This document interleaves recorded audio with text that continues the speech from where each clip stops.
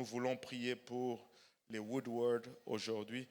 Je ne me rappelle pas le nom de la fille, c'est Rosa Woodward. Rosalie Woodward, la sœur Rosalie est là. Alléluia. Et on va prier pour Rosalie Woodward. C'est bizarre, mais sœur Rosalie, viens comme tu es Rosalie. On va prier pour toi à la place d'elle. Et si je peux avoir quelques dames de foi qui vont venir et imposer les mains et on va se tenir pour Rosalie Woodward aujourd'hui en élevant nos voix tous ensemble. Alléluia, Église, nous pouvons nous tenir dans la brèche. Seigneur, nous te sommes infiniment reconnaissants, Papa, pour ta parole. Papa, pour ton amour, pour ta fidélité, Seigneur. Nous venons par le bras de la foi en ce moment, Seigneur, élever, Seigneur, Rosalie Woodward. Alléluia, devant ton trône de gloire, Père, nous venons prier, Seigneur, que tu étends ta main, Papa, et que tu interviennes. Hilabashata, Haramaya Kitaraya Etaramaya Eta. Par le nom de Jésus, Papa, nous déclarons guérison dans son corps, Père. Nous venons, Papa, Hilabashata, plaider ton sang, Papa, sur elle, Papa, sur son cerveau, Seigneur. Papa, Hilabashata, que ton feu consume, Papa, Hilabashata, toute présence bactérielle dans le nom de Jésus-Christ de Nazareth. Papa, que ton sang, Papa, purifie son sang, Seigneur.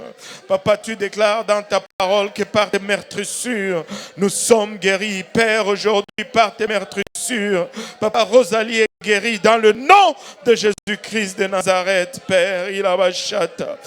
Oromaya kitaraya etaraba oloboyo sanda. Ikatamanaya otaraba oloboyo sanda. Papa, fais-le, ô Éternel, dans le nom de Jésus.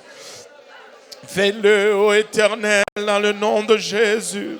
Hiramaya eta, Hiramaya eta. Nous ordonnons, Papa, cette infection de quitter son corps dans le nom de Jésus-Christ de Nazareth. Dans le nom de Jésus-Christ de Nazareth. Hikatamanaya eta, Hikatamanaya eta. Au nom de Jésus, au nom de Jésus, au nom de Jésus, nous disons tous au nom de Jésus. Alléluia, battons nos mains pour le Seigneur Jésus.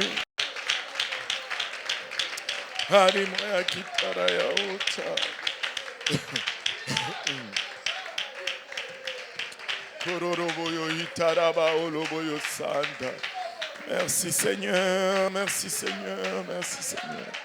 Hikotomanaya itaraba oloboyos.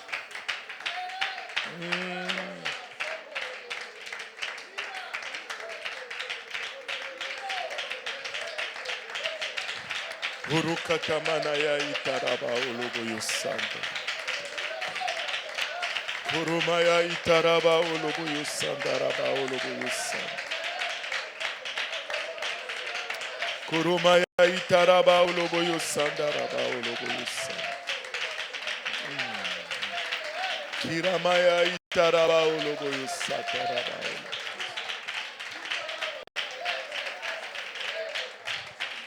Urukatamanaya itaraba oloboyo sanda. Alléluia, au nom de Jésus. Alléluia. Gloire au nom de Jésus. Vous pouvez vous asseoir. Bienvenue à tous. Et aujourd'hui, j'ai reçu trois messages de trois personnes qui m'ont dit, c'était un à un.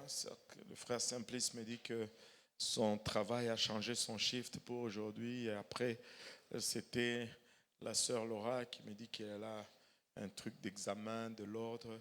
Et puis après, c'est le frère Christian qui m'appelle. J'ai dit, oh boy, toute l'église va m'écrire aujourd'hui qu'ils sont empêchés d'être là. Mais content quand même de voir tout le monde. Alléluia. Et c'est quand tu reçois trois messages comme ça, le prochain message texte qui rentre, tu ne veux plus l'ouvrir. Alléluia. Tu veux dire, ah non. Alléluia. Le Seigneur est bon.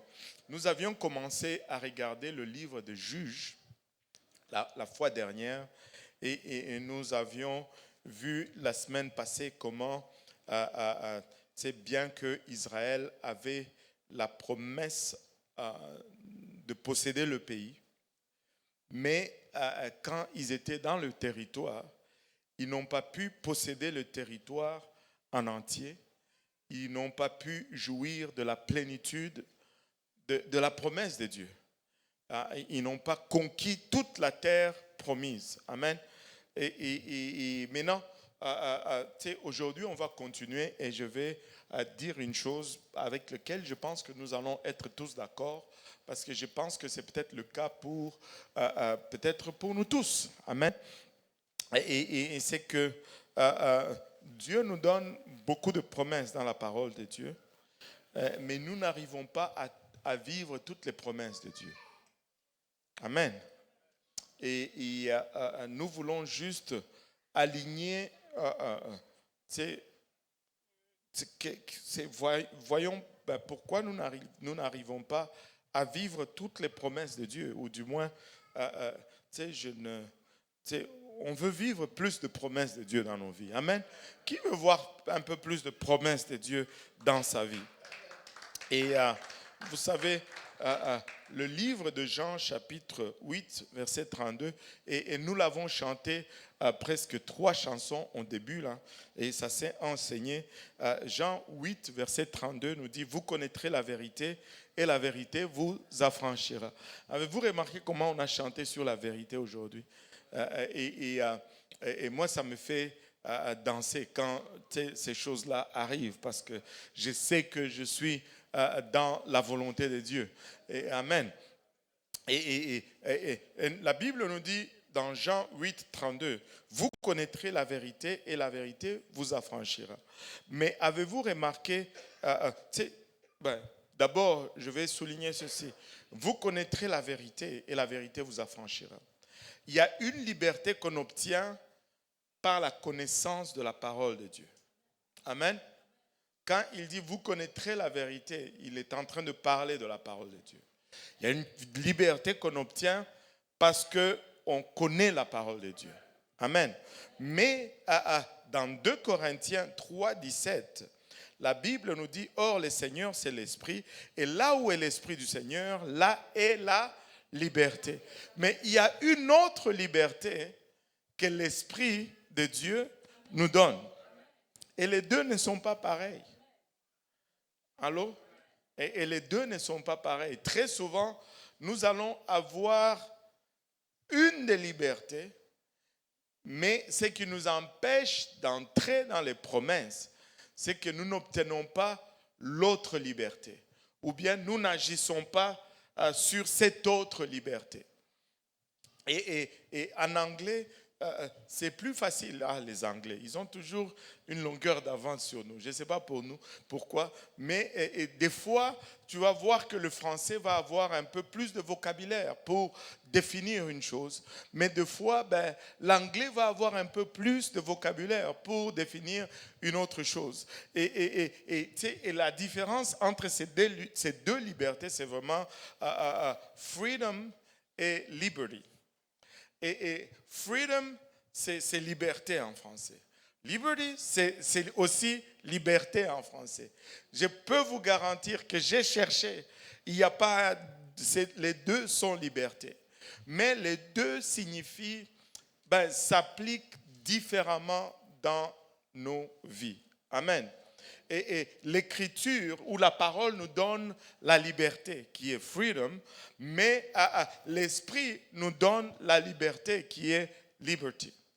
Et les deux sont ces deux concepts différents de la liberté. Amen. La première liberté signifie tout simplement l'absence de contraintes. Quelqu'un qui était lié, mais qui est maintenant délié. Les chaînes sont brisées, comme un esclave qui est rendu libre. Et c'est que la vérité fait de moi. J'étais lié, mais maintenant je suis libre. J'étais limité, les limites sont enlevées. Il y avait des contraintes, mais les contraintes ne sont plus là. Mais l'autre liberté, ça c'est la liberté que me donne la parole, la connaissance de la parole. Mais l'autre liberté, c'est maintenant la liberté d'agir. Tu sais que tu peux être libre, mais tu n'agis pas sur la liberté. Et on peut voir cela, c'était peut-être pas dans... C'était vraiment circonstanciel, mais ça peut nous permettre de comprendre un peu. C'est quand l'émancipation, plutôt la déclaration de l'émancipation a été proclamée aux États-Unis. Tu peux lire des histoires. Et une des histoires qui m'a tellement touché, c'était écrit par un noir. Il dit, quelqu'un est venu dans la ville, il a fait une convocation et il a lu la déclaration de l'émancipation et il a dit que nous étions maintenant libres. Et puis, il a fini le discours. Nous, on ne savait pas qu'est-ce qu'on allait faire avec cette liberté. Et la plupart sont retournés travailler pour les mêmes maîtres qu'ils avaient parce que ils avaient le freedom, mais ils n'avaient pas cette liberty. Ils n'étaient plus esclaves, mais ils ne savaient pas quoi faire avec cet état de non-esclave. Et littéralement, la vérité de Dieu va me libérer du péché. La parole de Dieu me dit que quand je lis la parole et je sais que si je suis baptisé au nom de Jésus-Christ, le péché n'a plus de pouvoir sur moi. Mais l'Esprit de Dieu va me permettre de jouir de cette liberté. Je ne veux pas juste avoir une liberté, comment on dit ça? C'est le terme. Donc, une liberté juste par assertion mentale, c'est que j'ai appris par la parole, mais je vais agir par l'esprit pour exploiter cette liberté. Tu sais, la vérité va m'affranchir, mais l'esprit va me conduire à agir. Et très souvent, on n'agit pas. Très souvent, on n'agit pas. Regardez 2 Corinthiens 3, verset 6. 2 Corinthiens 3, verset 6. Pasteur Jean-Yves, si tu peux nous le lire. 2 Corinthiens 3, verset 6. Il nous a aussi rendus capables d'être ministres d'une nouvelle alliance, non de la lettre, mais de l'esprit. Car la lettre tue, mais l'esprit vivifie. Il nous a aussi rendus capables d'être ministres d'une nouvelle alliance, non de la lettre ou non de la parole, mais de l'esprit, car la lettre tue, mais l'esprit vivifie. La parole restreint, mais l'esprit vivifie. L'esprit rend la vie. Maintenant, le diable, des fois, ça ne va pas trop le déranger que tu acquiers la connaissance de la vérité. Mais il va vraiment être embêté si tu acquiers la liberté de l'esprit. Et il va tout faire pour que, il aimerait que tu te répands de tes péchés, tu es rempli du Saint-Esprit, tu parles en langue, mais tu t'assois sur les bancs et tu es inactif. Et ça ne le dérangerait pas. Et il pourrait même te laisser venir à l'église jour après jour, du temps que tu n'agisses pas sur la puissance que Dieu a mis en toi, ça ne le dérange pas beaucoup. Et là, les gens vont... écoutez, il faut absolument éviter cette manière de penser. Que si une chose n'est pas entière, alors elle n'est pas bonne. Et les gens vont utiliser cela justement et dire, ben, à quoi ça sert d'aller à l'église si je n'agis pas sur l'esprit? Et ils vont utiliser cela pour dénigrer ce que Dieu a instauré. Laissez-moi vous dire, ce n'est pas une bonne façon de réfléchir. Si tu réfléchis comme ça, il n'y a rien qui va tenir. Tout va être remis en question et ça ne fonctionne pas. Ce n'est pas parce qu'on n'a pas atteint le sommet de l'escalier que c'est inutile de monter jusqu'à mi-escalier.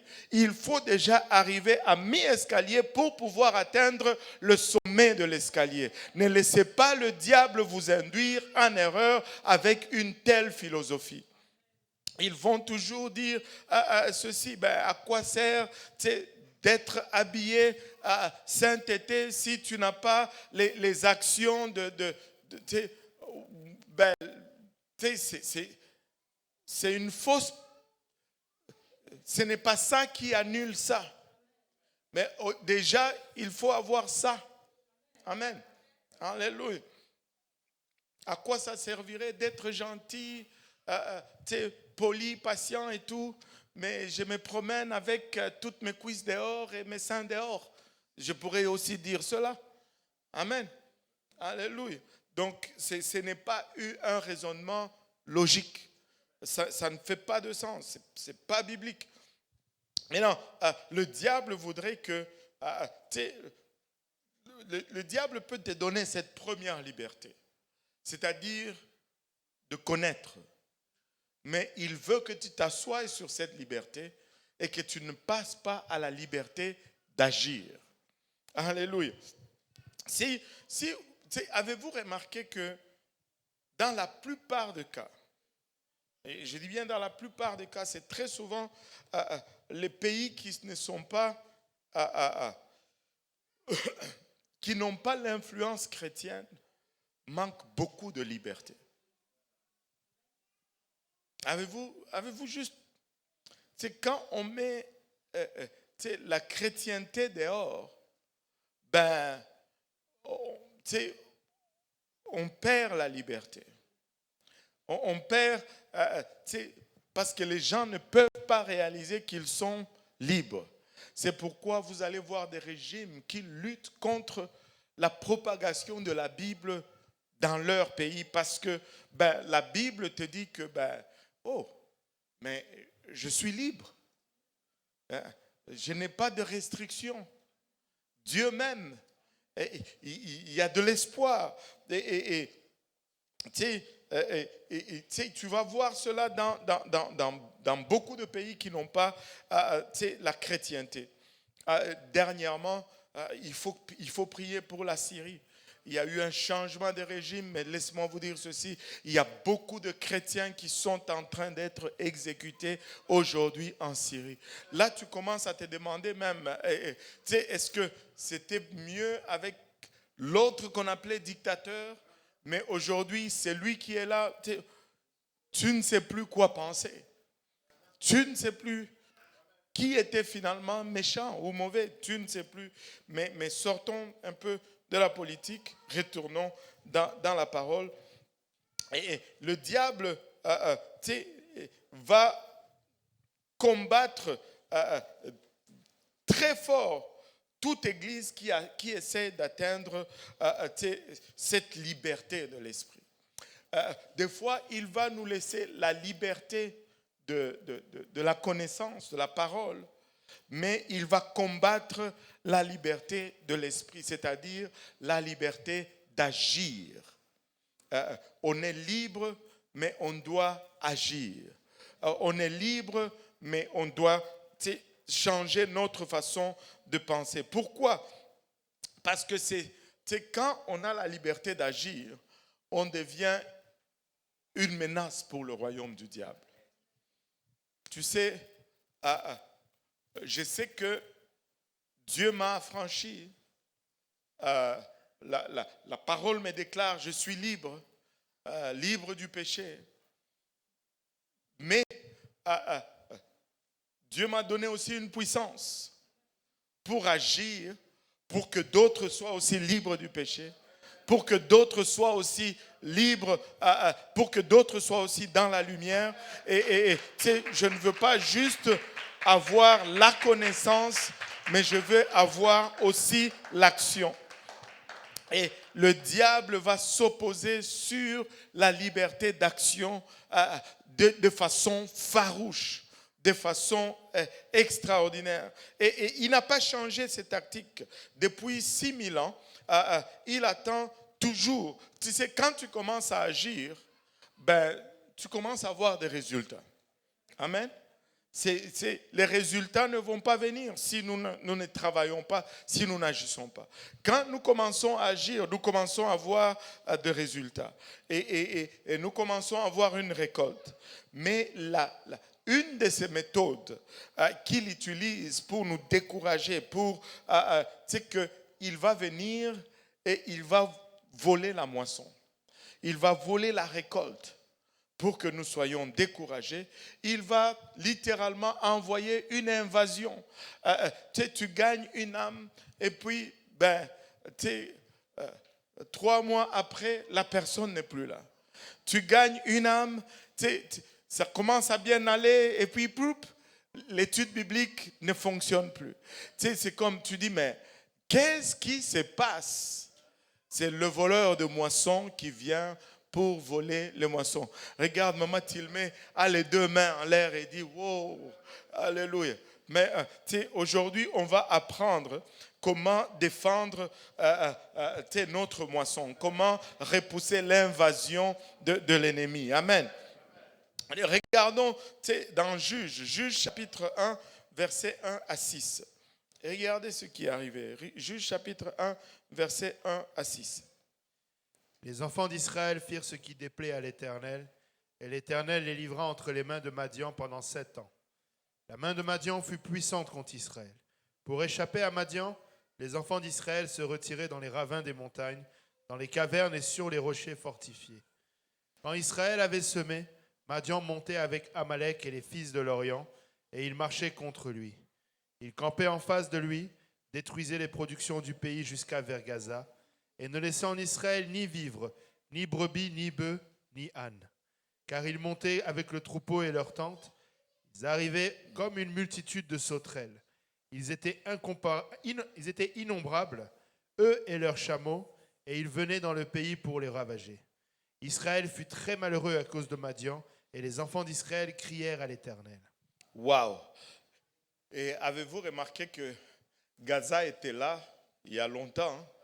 En tout cas, hey Seigneur, qu'est-ce qui me prend encore moi aussi? Retournons dans Juge. Amen. Retournons dans Juge. On voit ici que les enfants d'Israël ont fait ce qui était mal aux yeux de l'Éternel. Et l'Éternel a levé sa main de protection. Et à chaque fois qu'ils récoltaient, les Madianites venaient et ils volaient leur récolte. À chaque fois que leur troupeau s'est multiplié, les Madianites venaient et ils prenaient leur troupeau. Et chaque fois qu'il y avait une occasion de récolte, Madian les envahissait et détruisait les récoltes et les bétails d'Israël juste c'est par plaisir et pour démoraliser le peuple et avoir le main toujours sur Madian. Vous travaillez et quelqu'un d'autre vient récolter le produit de votre travail. Amen.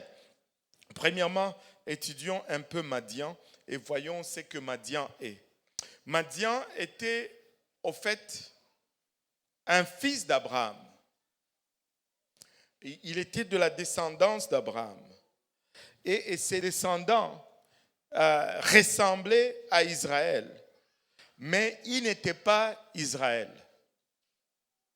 Il ressemblait à Israël, mais il n'était pas israélite.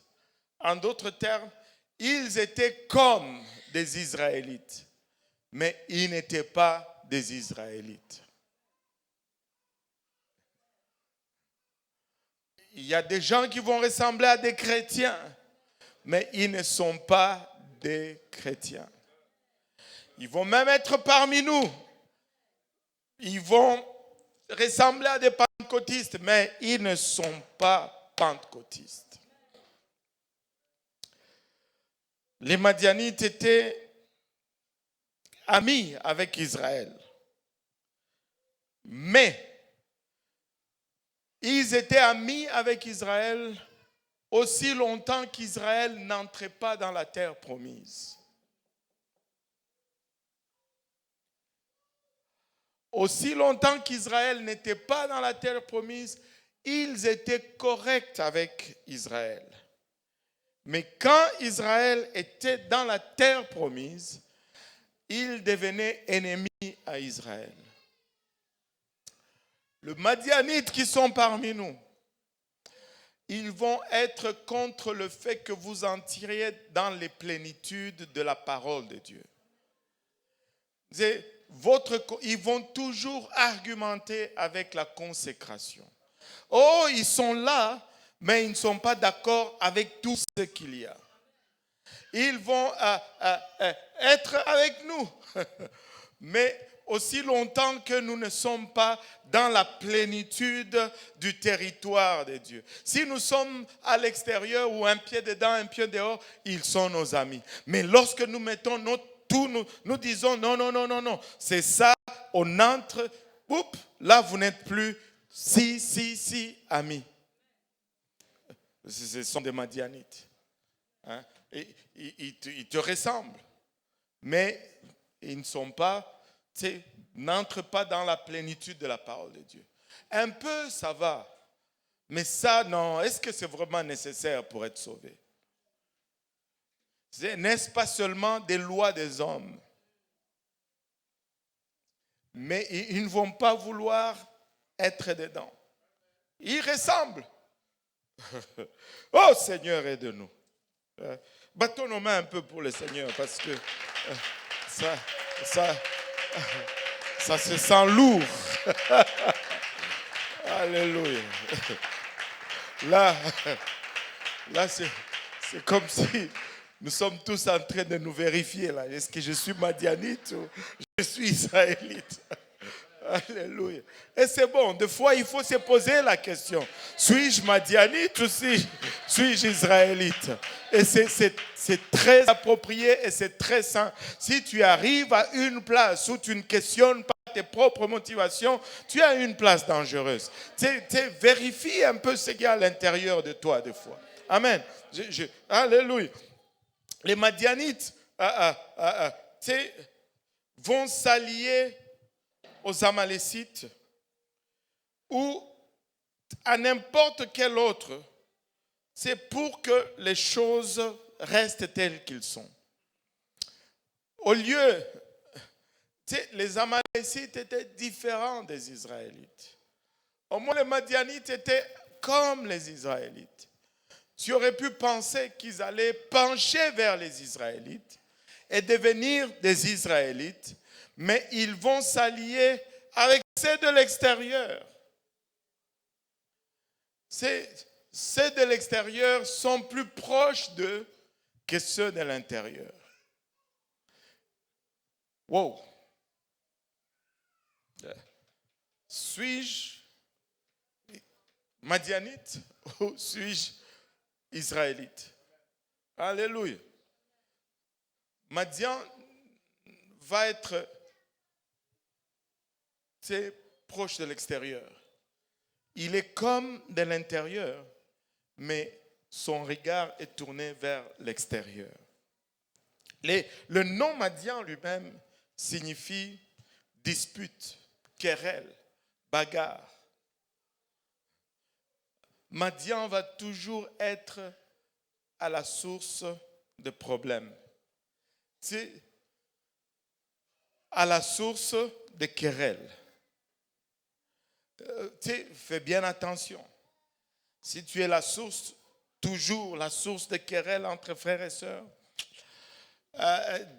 pose-toi un peu la question si tu es madianite ou regarde, si tu es madianite, non, je vais le dire peut-être différemment.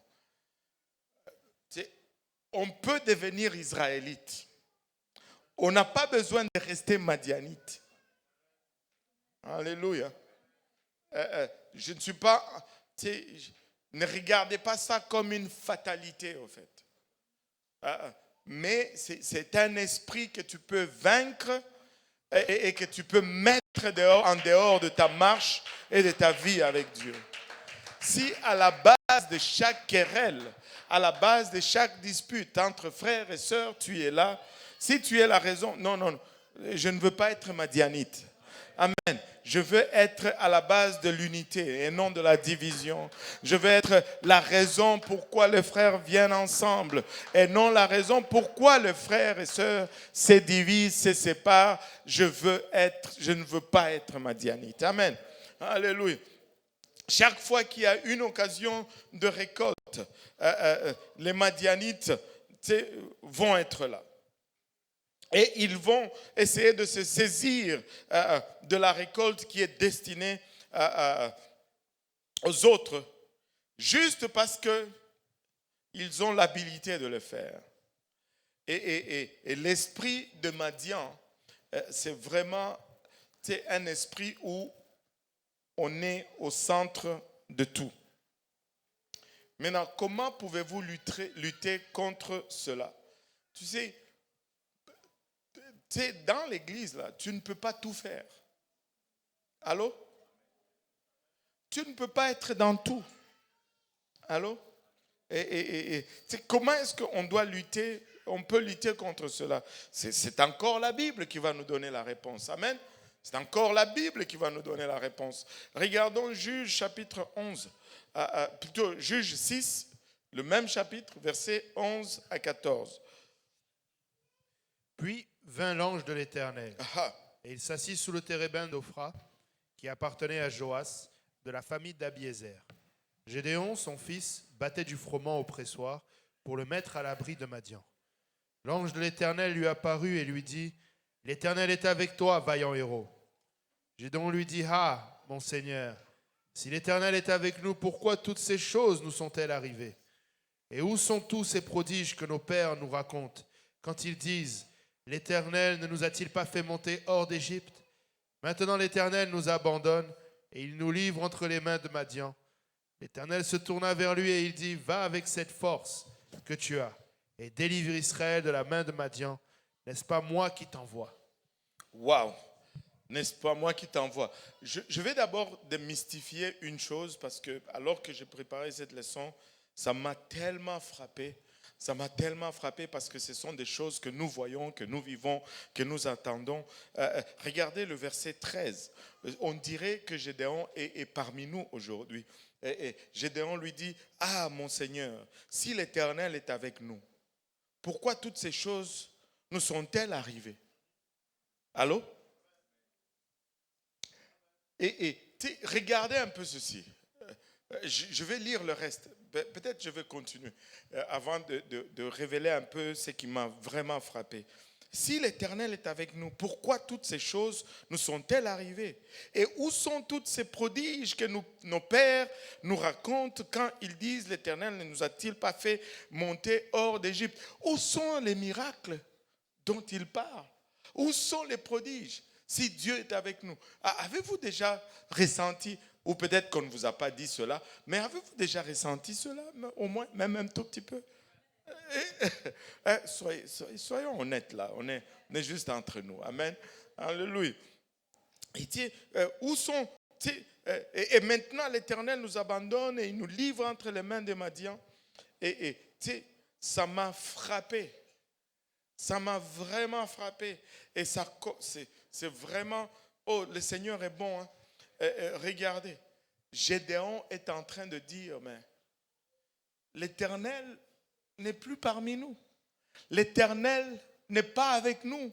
Parce que nous ne voyons pas les prodiges, nous ne voyons pas les miracles et nous sommes oppressés. Mais tu as envie de gifler Gédéon avec 3-4 bonnes gifles parce que regarde ce que dit le verset 14. L'Éternel se trouva vers lui. Il est en train de parler avec l'Éternel. Mais il dit, mais où est l'Éternel? Il nous a-t-il quittés? Seigneur Jésus, on dirait qu'il est en train de parler à l'église pentecôtiste unie de 2025. Nous sommes en train de crier, où est Dieu, où est Dieu? Mais laissez-moi vous dire, il est là, il est là. Oh, mais toutes ces choses nous arrivent. L'Éternel se tourna vers lui et dit, en pleine conversation avec l'Éternel, mais il ne réalise même pas qu'il est en train de parler avec lui. L'ange aurait pu lui dire, mais je suis là, Gédéon.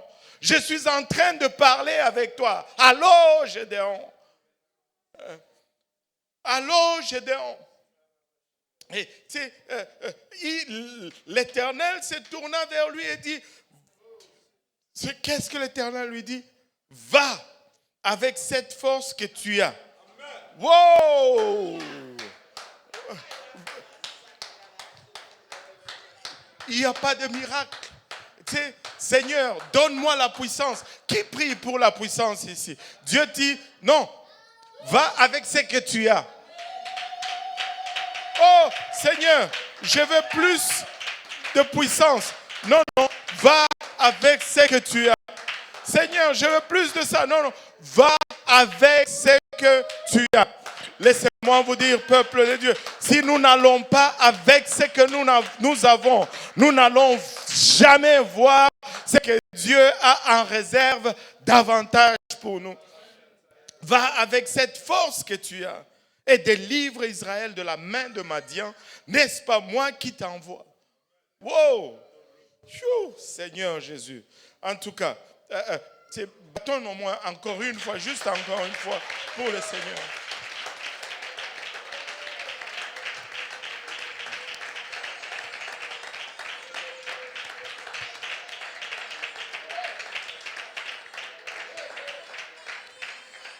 Nous ne devons pas essayer de gagner quelque chose que nous n'avons pas. Nous devons tout simplement vivre à la hauteur de ce que nous avons. Ne cherche pas plus, mais juste sois à la hauteur de ce que Dieu t'a déjà donné. En partant, c'est ça. Laissez-moi vous dire, il y a tellement de choses que Dieu a mis dans nos mains, mais nous sommes libres, nous connaissons, mais nous n'agissons pas parce que on attend que Dieu nous donne une puissance. Regarde, la puissance de Dieu ne vient pas, ça ne va pas te... Il n'y aura pas un éclair qui va te frapper et puis boum, là tu es puissant. Non, vous recevrez une puissance, le Saint-Esprit survenant sur vous. Mais vous devez déjà commencer à aller avec cette puissance. Arrêtez de magnifier le diable, arrêtez de magnifier l'œuvre de l'ennemi. Non seulement reconnaissons qui nous sommes, mais agissons sur qui nous sommes. Dieu nous a rachetés, il nous a changés, il a payé le prix. Je ne veux pas vivre dans ce que Dieu m'a délivré. Je veux vivre comme Dieu m'a rendu libre. Seigneur Jésus, celui qui est en Christ, il est une nouvelle créature. Peu importe ce qu'a été ton passé, écoute, le Seigneur m'a donné, j'étais dans une étude biblique, c'était le mardi. Oui, c'était le mardi à midi. J'étais dans une étude biblique sur Zoom. Et tu sais, quand tu es sorti de l'Égypte, tu es sorti de l'Égypte. Ou bien tu es sorti de l'Égypte, ou bien tu n'es pas sorti de l'Égypte. Et Pharaon ne peut pas te poursuivre au-delà de la mer Rouge. Et là, et vous allez me dire, mais qu'en est-il de tout ce que je vis? À un moment donné, tu expliques. Mais si ce concept n'entre pas dans notre tête, nous allons toujours lutter avec les mêmes choses, Mais laissez-moi vous dire pourquoi. C'était comme une révélation, frère Jean-Yves. C'était comme poum. Je l'ai même écrit sur un morceau de mouchoir que j'avais parce que je ne voulais pas l'oublier. Après, j'ai pris la photo Vraiment, écoutez ceci. Israël est sorti d'Égypte, oui ou non? Ils sont sortis d'Égypte. Ils ont traversé la mer Rouge. Ils étaient dans le désert. Est-ce que Pharaon les a suivis dans le désert, oui ou non? Non. Mais c'est eux-mêmes qui ont fait le veau d'or. C'est eux-mêmes qui ont reproduit l'Égypte dans le désert. Mais ne transporte pas l'Égypte dans le lieu où Dieu t'a délivré. Seigneur, vis dans la liberté que Dieu t'a donnée pour l'amour de Dieu. Ne ramène pas toujours l'Égypte alors que Dieu t'a sorti de l'Égypte. Ne ramène pas l'Égypte. C'est toi-même qui vas construire, qui va bâtir le veau d'or. C'est Israël lui-même. Ce n'est pas Pharaon qui a amené le veau d'or en Égypte, plutôt dans le désert. C'est Israël lui-même. S'il y a quelque chose, dis-toi que ce n'est pas Dieu. C'est toi qui ne rentres pas dans la plénitude de la puissance, de la gloire et de l'autorité que Dieu t'a déjà donnée. Laisse l'Égypte en arrière, regarde en avant pour l'amour de Dieu, entre dans la victoire, refuse certaines choses. Celui que le Fils de l'homme a franchi, il est vraiment libre. Il est vraiment libre. Ou cette Bible, elle est vraie, ou elle ne l'est pas. Mais on ne peut pas avoir l'un et l'autre en même temps, non. Ou bien tu restes dans l'Égypte, ou bien tu es en dehors de l'Égypte. Mais il va y avoir des choses de l'Égypte, c'est parce que tu les bâtis toi-même. C'est parce que tu les bâtis toi-même. Arrête de reconstruire le veau d'or. Arrête de ramener l'idolâtrie de l'Égypte alors que Dieu t'a déjà sorti de l'Égypte. Vous savez, c'est pourquoi Dieu nous dit nous devons renouveler notre intelligence. Nous devons arrêter de penser comme si le diable n'est pas plus puissant que Dieu. Non, je refuse de l'accepter. Je refuse de le concéder. Tu sais, il va y avoir des batailles dans le désert. Oh oui, je ne suis pas en train de prêcher une vie chrétienne sans lutte, sans bataille, mais je suis en train de prêcher une vie chrétienne dans la victoire. Dans la victoire. Je dois déjà accepter ce que Dieu a fait. Amen. Je ne suis pas dans l'Égypte. Alléluia. Je ne suis plus dans l'Égypte. Peu importe. Écoutez, je suis né Dieudonné Kaosi Mutombo. Maintenant, je suis Dieudonné Kaosi Jésus. Mon nom de famille a changé. Mon héritage familial doit suivre. Et je dois agir là-dessus. C'est comme ton héritage a changé. Oh Seigneur Jésus-Christ. Mais réalise maintenant que ton héritage a changé. Vis maintenant avec cette nouvel héritage. Alléluia. Nous n'essayons pas de gagner quelque chose que nous n'avons pas, mais nous essayons de vivre à la hauteur. Nous tombons toujours dans cette illusion qu'il nous manque quelque chose. Mais Dieu dit, non, vous savez tout.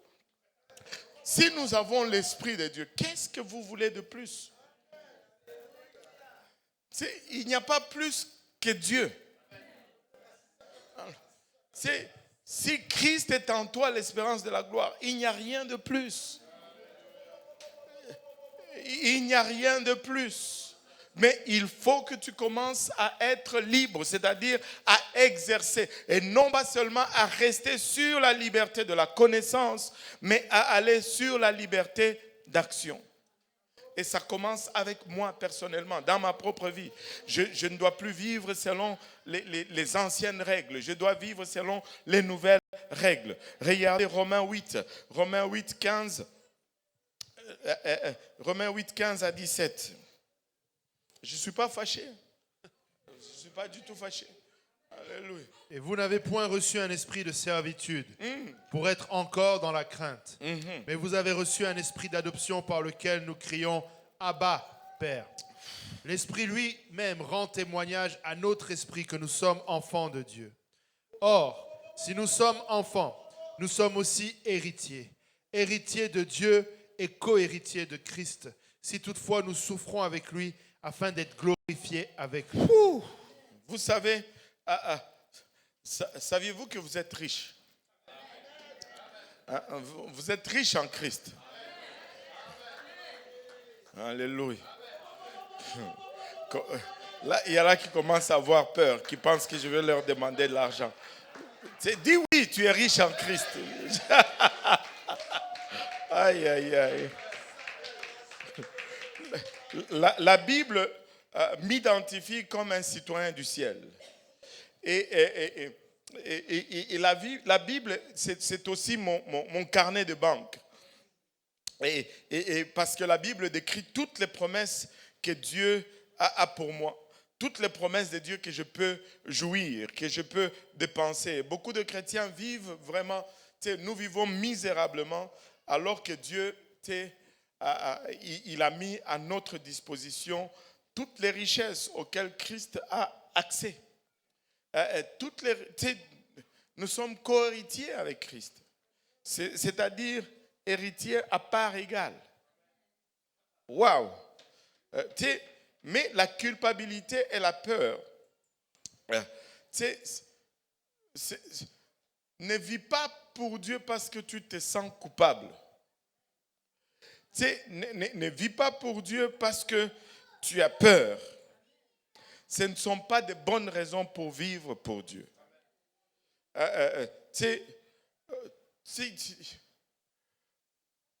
Vous savez, moi j'ai 4 enfants. Allô? Il y en a 3 qui sont ici, j'en vois 2, le 3e je ne le vois pas.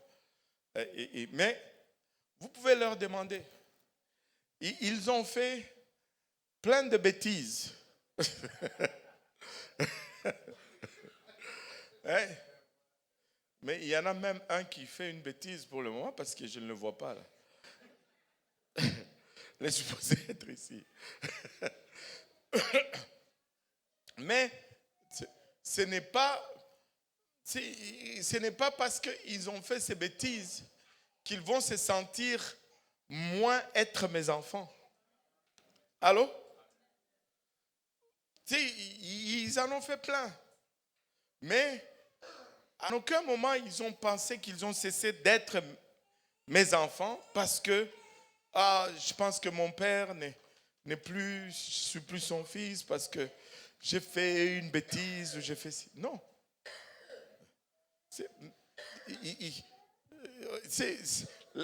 Le lien de filiation qu'on a n'est jamais remis en question. Allô? Alors, on ne peut pas vivre pour Dieu avec ces sentiments de culpabilité. Je ne suis pas en train de faire la promotion de faire de bêtises. Je ne suis pas. Ne faites pas n'allez pas commettre de péché pour dire parce que Dieu ne va pas me rejeter. Non, c'est pas là le principe. Amen. Je dois toujours faire un disclaimer maintenant. Avec la nouvelle génération, tu ne peux plus juste. Il y a tellement de concepts. Toi, tu viens par ici, eux, ils vont venir par là. Oh Seigneur Jésus. Et donc, on ne peut pas vivre.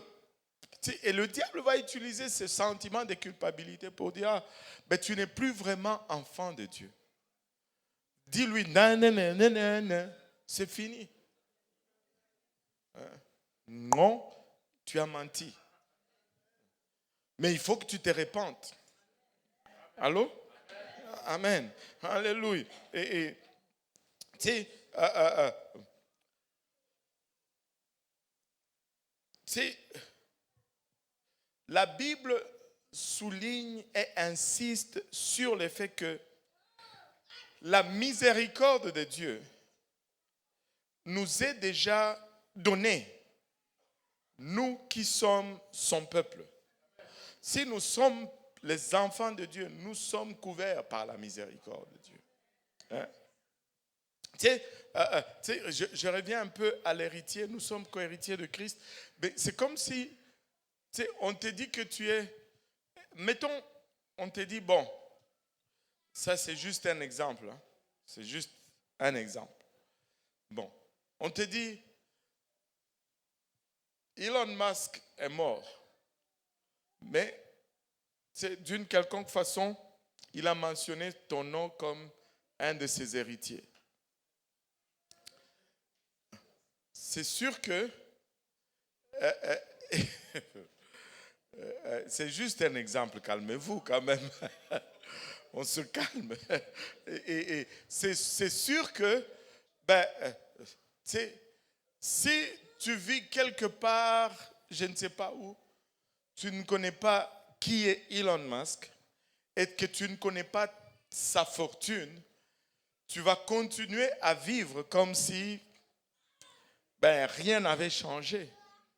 Mais si tu connaissais sa fortune et que tu réalisais l'accès, à quoi tu as accès maintenant, je pense que tu ne vas plus acheter ta passe d'autobus l'année prochaine au moins. Tu vas commencer à agir différemment et tu vas commencer à vivre différemment. Vu que tu vas avoir tout cela, tu dois changer ta façon de vivre. Cesse d'être inquiet, cesse d'être triste, cesse d'être abattu. Tu es riche pour l'amour de Dieu. Tu es co-héritier de Elon Musk. Arrête de te soucier, n'est-ce pas? C'est cela qui va être ton attitude. Ou c'est ce qu'on va te dire. Mais laisse-moi dire à quelqu'un, arrête d'être inquiet. Tu es co-héritier de Christ. Oui, arrête d'être soucieux. Arrête d'être abattu. Tu es tout le temps triste. Tu es tout le temps abattu. Tu as toujours les regards sur les problèmes. Et tu es rempli du Saint-Esprit. Sois un peu joyeux, juste. Tu sais que le Saint-Esprit donne la joie.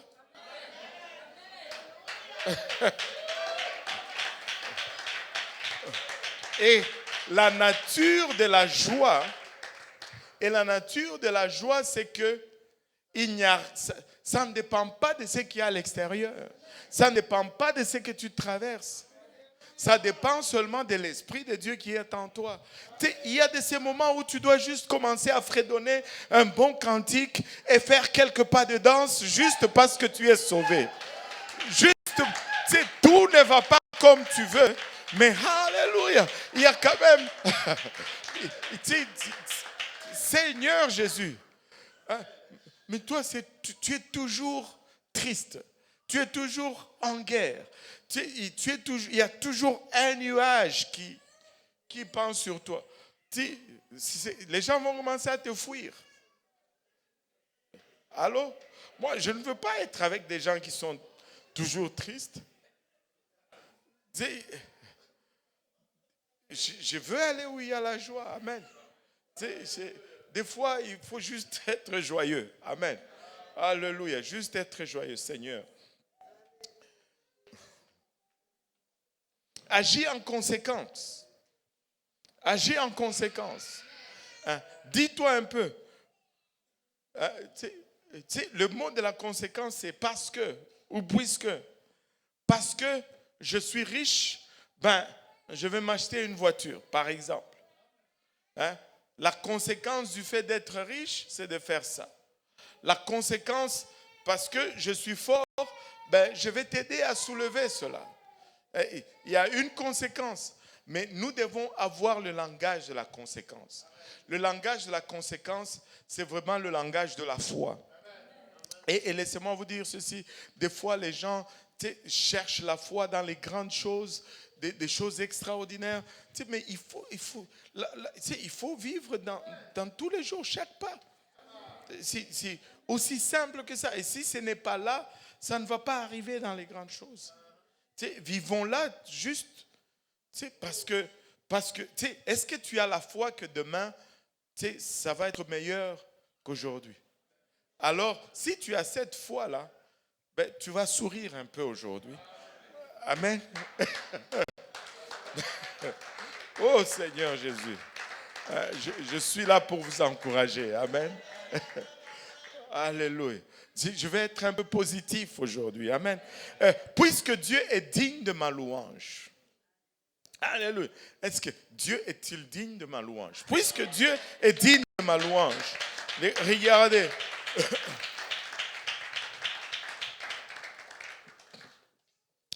Regardez 1 Corinthiens 6, 20. Car vous avez été rachetés à un grand prix.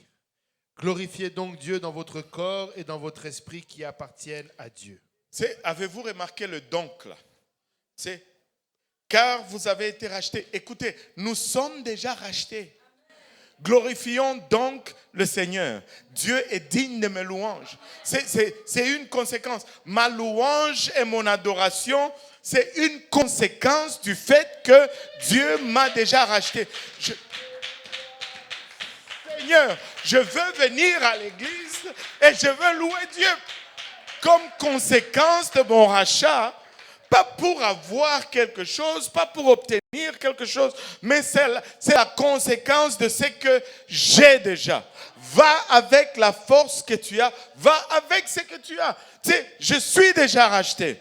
Oh, je peux glorifier Dieu, je peux adorer Dieu, je peux exalter Dieu. Oh Seigneur. Vous savez, maintenant que Dieu nous a rachetés, nous sommes enfants de Dieu. Amen. Et si nous sommes enfants de Dieu, le péché est indigne de nous. Nous ne pouvons pas pécher parce que nous sommes enfants de Dieu. Amen. Et regardez 2 Corinthiens 7, 1. Ayant donc de telles promesses. Ayant donc, encore une fois, donc, conséquence. Ayant donc de telles promesses. Bien-aimés, purifions-nous de toute souillure de la chair et de l'esprit, en achevant notre sanctification dans la crainte de Dieu. Wow! Parce que j'ai cette promesse, alléluia, que Christ m'a racheté, que je lui appartiens, et qu'il me dit, je suis son peuple. Il me dit, donc, alléluia, je veux me purifier. Le péché est indigne de moi. Je vais embrasser la sanctification. Je vais me faire violence. Alléluia. Purifions-nous de toute souillure de la chair et de l'esprit, en achevant notre sanctification dans la crainte de Dieu. Maintenant, tu sais, Dieu nous a rachetés, nous le louons. Parce qu'il nous a rachetés, le péché n'est plus digne de nous. Amen. Et puisque le péché n'est plus digne de nous, regardez ceci. Il n'y a plus de condamnation. Allô? Il n'y a plus de condamnation. Romains 8, 1. Il n'y a donc maintenant aucune condamnation pour ceux qui sont en Jésus-Christ. Il y a donc, encore une fois, le langage de la conséquence. Donc, regardez,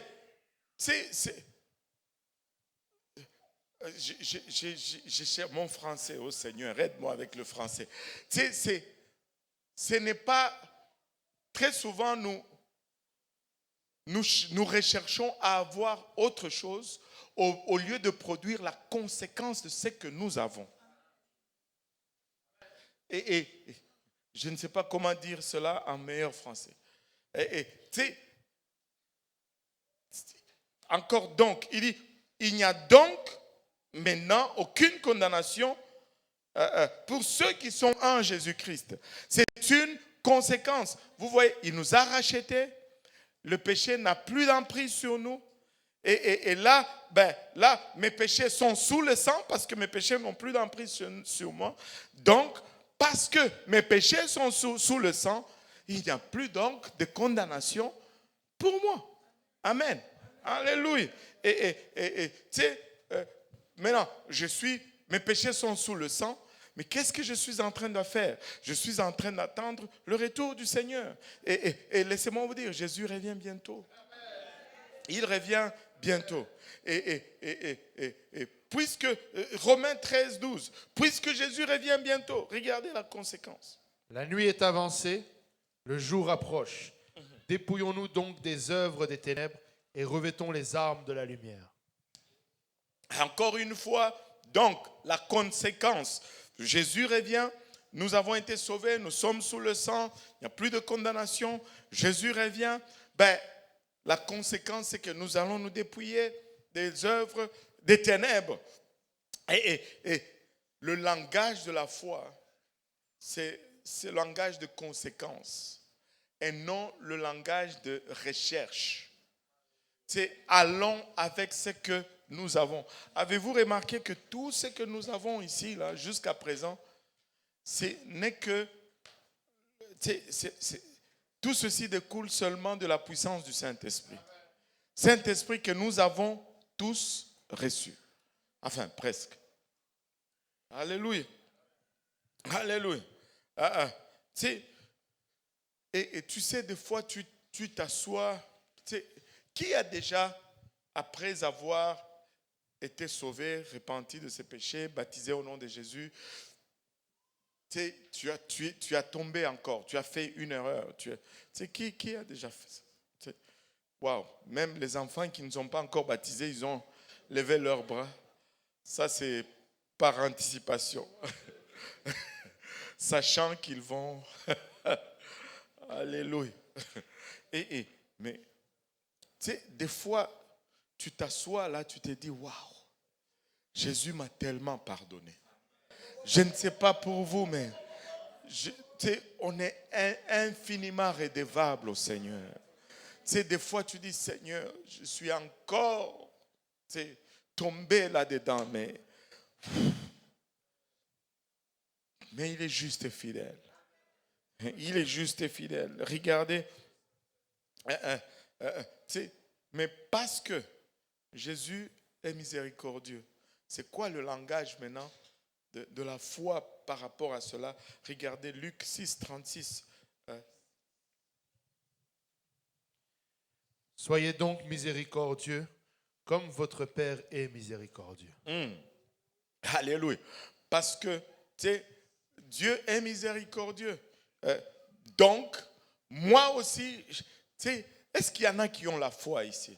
Je parle du langage de la foi, de la conséquence de ce que j'ai. J'ai reçu la miséricorde de Dieu. Je vais être aussi miséricordieux. Wow. Et puisque Dieu entend et exauce les prières, il y a une conséquence à cela aussi. Hébreux 4, 16.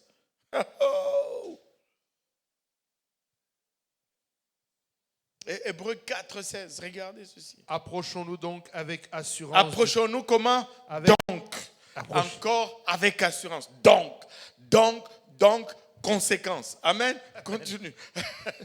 Approchons-nous donc avec assurance du trône de la grâce Alléluia. afin d'obtenir miséricorde et de trouver grâce pour être secouru dans nos besoins. Wow. Vous savez, des fois, le Seigneur va te dire quelque chose, tu as peur de dire. Amen.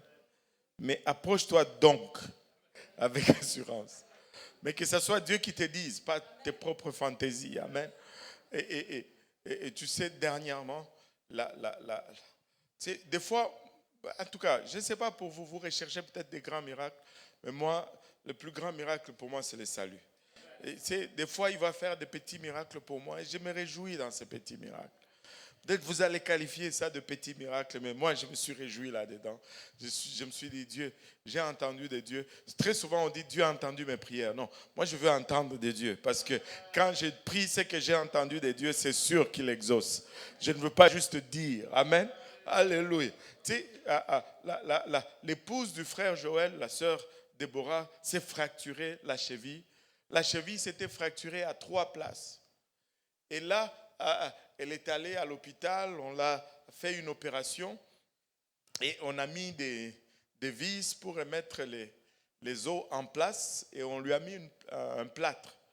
Et on lui a dit, tu vas revenir 2 semaines pour une autre radio, mais ça va être au moins 5 semaines avant que tu mettes l'appui sur ta jambe. Parce que c'est ça, il y a 3 fractures au niveau de la cheville et voilà. Elle va accoucher bientôt là.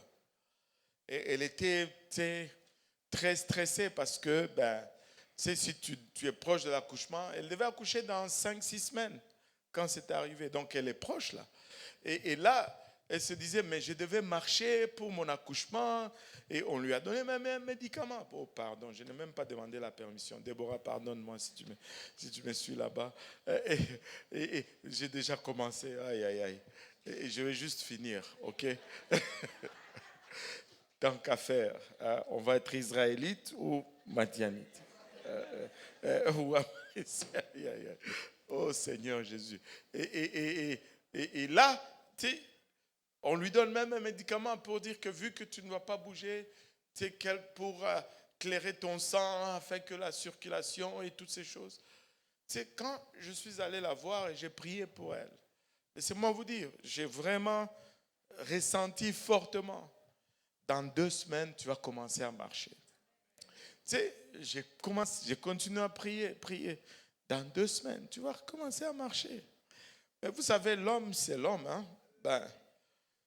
Je voulais lui dire, mais j'ai d'abord hésité. Et puis, j'ai dit seulement, je lui ai dit, écoute, sœur Déborah, quand tu vas aller pour ta radiographie, on va te dire que tu vas commencer à marcher. Dans 2 semaines, quand tu vas aller pour ta radiographie, on va te confirmer que tu peux mettre ton pied à terre. Parce qu'elle était, et laissez-moi vous dire, elle est allée à la radiographie et elle m'a appelé, je n'avais pas pris l'appel, elle m'a envoyé le message. Ah, Papa Kaosi, avec des bonhommes qui dansent. Tu sais, le médecin, ils ont dit que mes os se sont soudés, ils ont grandi rapidement là, ils se sont soudés rapidement, ils m'ont enlevé le plâtre, je peux commencer à marcher sur mon pied et ils m'ont donné la telle. Je ne sais pas pour vous, c'est peut-être juste un petit miracle de 3 semaines, mais moi je sais que Dieu entend, ou j'ai entendu de la part de Dieu et je lui ai dit ce que je devais lui dire. Amen. Tu sais, mais il faut qu'on agisse sur ce qu'on a. Mais on ne peut pas, ne cherchez pas, ne perdez pas le temps à chercher quelque chose d'autre.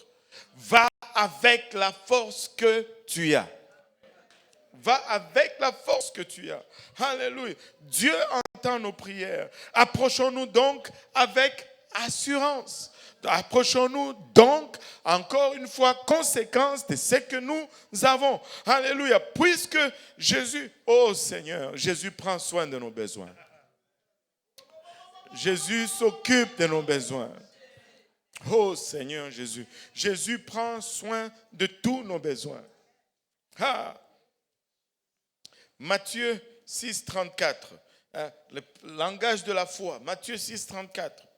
Ne vous inquiétez donc pas du lendemain, car le lendemain aura encore une soin fois, de ne lui-même. vous inquiétez donc pas du lendemain. Le langage de la foi. Donc, alléluia. Conséquence de ce que nous avons déjà. Continue. Car le lendemain aura soin de lui-même. À chaque jour suffit sa peine. Tu te préoccupes de l'année prochaine qui n'est même pas encore venue. Tu ne l'as pas encore l'année prochaine. Vis là où tu es. Ne vous inquiétez donc pas du lendemain. Dieu est au contrôle. De toutes les façons, même si tu t'inquiètes comment, ce n'est pas toi qui vas changer les choses. Allô? Ce n'est pas toi qui vas les changer. Laisse Dieu faire. Amen. Alléluia. Et des fois, les mauvaises situations nous arrivent. Allô? Mais savez-vous que même dans ces cas-là, Dieu peut sortir des bonnes choses de nos mauvaises situations. Dieu peut sortir des bonnes choses de nos mauvaises situations. 2 Corinthiens 12, 9 et 10. 2 Corinthiens 12, 9 et 10. Même si nous sommes déjà dans une mauvaise situation, Dieu peut le changer. Et il m'a dit, ma grâce te suffit, car ma puissance s'accomplit dans la faiblesse. Je me glorifierai donc bien encore une fois, je me glorifierai donc, conséquence de ce qui précède. Je me glorifierai donc bien plus volontiers de mes faiblesses, afin que la puissance de Christ repose sur moi.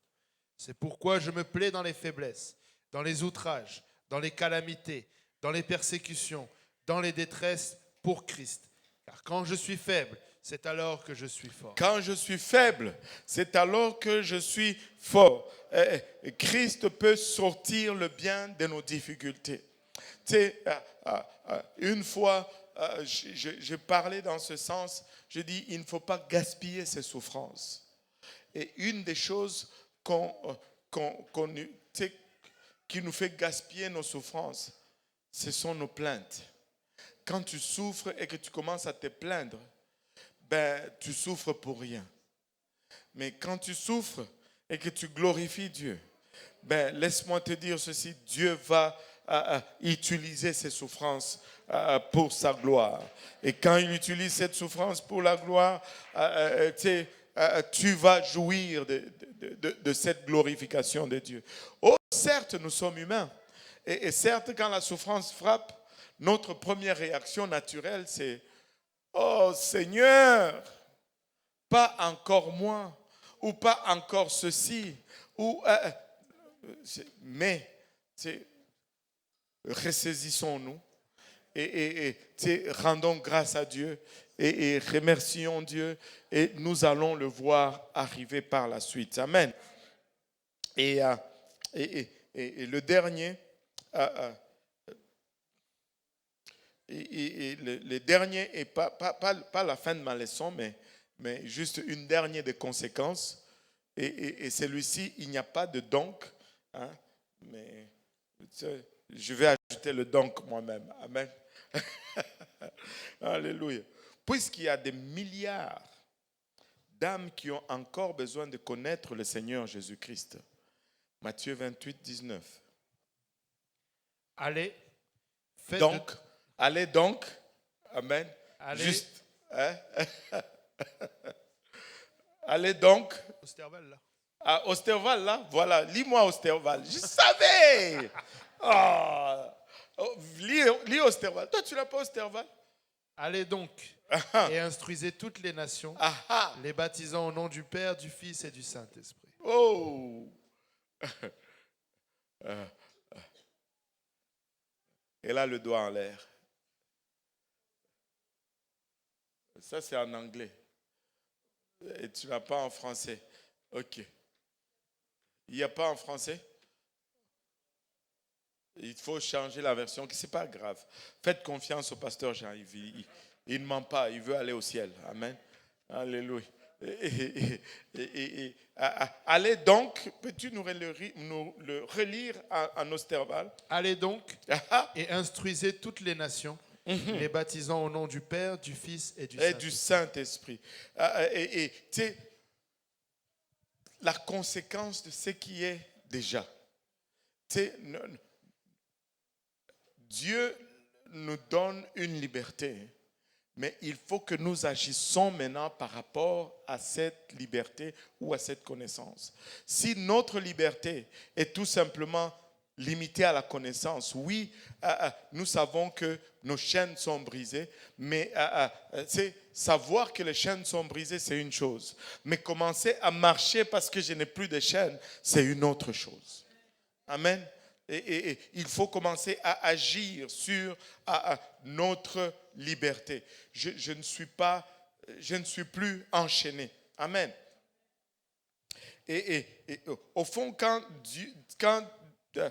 Gédéon parle avec Dieu, Dieu lui répond littéralement que tu as déjà ce qu'il faut pour vaincre les Madianites. Va avec la force que tu as.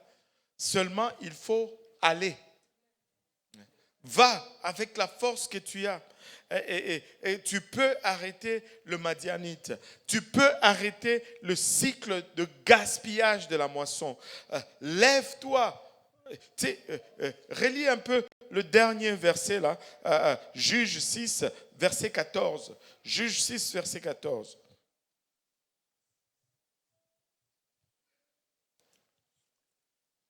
Et l'Éternel tourna sa face vers lui et lui dit: Va avec cette force que tu as et délivre Israël de la main des Madianites. N'est-ce pas moi qui t'envoie? N'est-ce pas moi qui t'envoie? Va vas-y, moi je t'envoie. Je te donne l'ordre. Vous savez, une des plus grandes promesses que nous avons de la part de Dieu. Vous savez,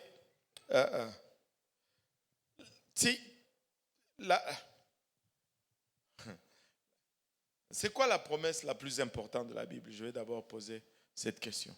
Il y a quelqu'un qui peut le salut, oui, le pardon de péché. Je savais que ça allait venir en premier, le pardon de péché. Mais donc pour vous tous, le plus grand promesse, c'est le pardon de péché. Okay. La vie éternelle, le gain des âmes, la présence de Dieu. C'est la plus grande des promesses. La promesse centrale vraiment de la parole de Dieu, ce n'est pas le pardon de péché. Même si la promesse est là, le pardon de péché est là, mais à quoi nous servirait le pardon de péché si Dieu n'est pas avec nous? On serait foutu quand même. Allô? Allô?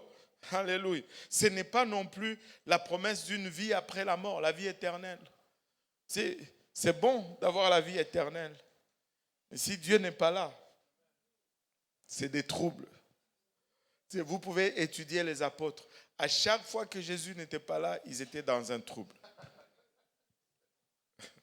C'est pourquoi quand il a dit « je dois m'en aller », ils étaient comme « oh non, tu vas où encore ?» Reste avec nous. La promesse la plus fréquente dans la Bible, c'est que je serai avec toi ou je serai avec vous. C'est la promesse qui revient le plus dans la Bible. Avant même, avant Adam et Ève, Dieu avait déjà dit, je marcherai avec eux dans la soirée. Il avait déjà promis d'être avec eux.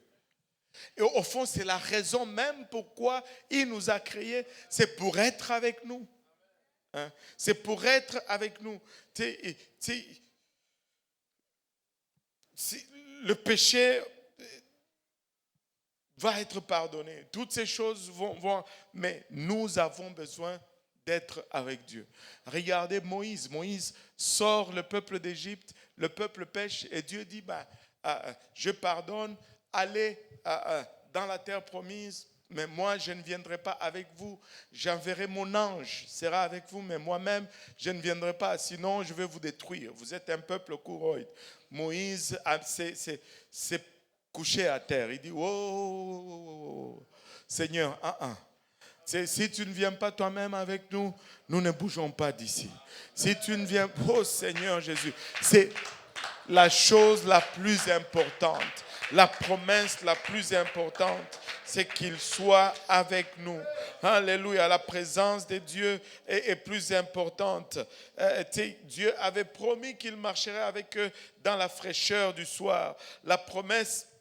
Cette promesse a été faite à Enoch. Enoch a été enlevé parce qu'il marchait avec Dieu. Il marchait avec Dieu, puis il ne fut plus parce que Dieu le prit. Alléluia. Elle a été faite à Noé, à Abraham, à Sarah, à Jacob, à Joseph, à Moïse, à David, à Amos, à Marie, à Paul et à beaucoup d'autres personnes que si on pouvait les nommer tous, on serait encore en train de nommer et de nommer et de nommer et de nommer. Nous allons avoir le courage et l'audacité parce que Dieu est avec nous. Alléluia. Dieu dit, n'ayez pas peur, ne craignez rien, je suis avec vous. Alléluia. N'ayez pas peur, soyez sans crainte, car je suis avec vous. Notre courage va découler du fait que nous avons Dieu auprès de nous. Alléluia. Même si je marche dans la vallée de l'ombre de la mort, il est avec moi. Sa houlette et son bâton me rassurent. La plus grande et la plus importante, la plus puissante des promesses, c'est que Dieu avec nous. Christ en nous, l'espérance de la gloire. Alléluia. Regardez Deutéronome 7, verset 21. Deutéronome 7, verset 21. Dieu est en train de dire à Israël ici par Moïse. Ne sois point effrayé à cause d'eux, car l'Éternel, ton Dieu, est au milieu de toi, le Dieu grand et terrible. Ne sois pas effrayé, ne t'effraie point à cause d'eux, car l'Éternel, ton Dieu, est au milieu de toi. Si Dieu est au milieu de toi, alléluia, toutes les autres choses doivent être les conséquences de sa présence. C'est les conséquences de ce que nous avons, c'est les conséquences. Et nous allons être frustrés, nous allons galérer parce que nous recherchons quelque chose que nous pensons ne pas avoir. Mais Dieu nous dit, allez avec ce que vous avez. Allez avec ce que vous avez. Alléluia. Regardez un peu ceci. Dieu a donné à Israël le tabernacle, l'arche de l'alliance, la manne, le temple, une colonne de nuée le jour, une colonne de nuée de feu plutôt la nuit. Et tout cela, c'était juste des rappels pour dire, je suis au milieu de toi, je suis au milieu de toi, je suis au milieu de toi, je suis au milieu de toi. N'oublie pas que je suis avec toi. Tu sais, des fois, on se met de petites feuilles jaunes là, de post-it. Je dois me rappeler de faire ceci. Je dois me rappeler de faire ceci. Ça me rappelle une histoire. J'ai travaillé encore chez CAE. Il y avait eu une nouvelle employeur. C'était une fille très, très active. Mais chaque soir, quand elle partait, elle oubliait toujours d'éteindre son écran. On avait comme politique au travail, parce qu'on avait des gros écrans pour faire du dessin, mais les gros écrans sont chers. Et apparemment, si tu éteins l'écran, tu prolonges la vie de l'écran. On ne devait pas éteindre l'ordinateur chaque soir, on devait éteindre l'ordinateur seulement la fin de semaine, mais l'écran, on devait l'éteindre chaque soir. Mais chaque soir, elle oubliait toujours d'éteindre son écran. Fait que, après plusieurs remarques, elle s'est dit, je vais me mettre un post-it jaune. Elle s'est mis un post-it jaune sur son écran, éteindre l'écran avant de partir. Mais elle est partie, elle n'a pas éteint l'écran. Et nous, gentils comme on était, on a fait un autre post-it qu'on a mis à côté, lire le post-it que tu as mis à côté avant de partir. Un rappel du rappel.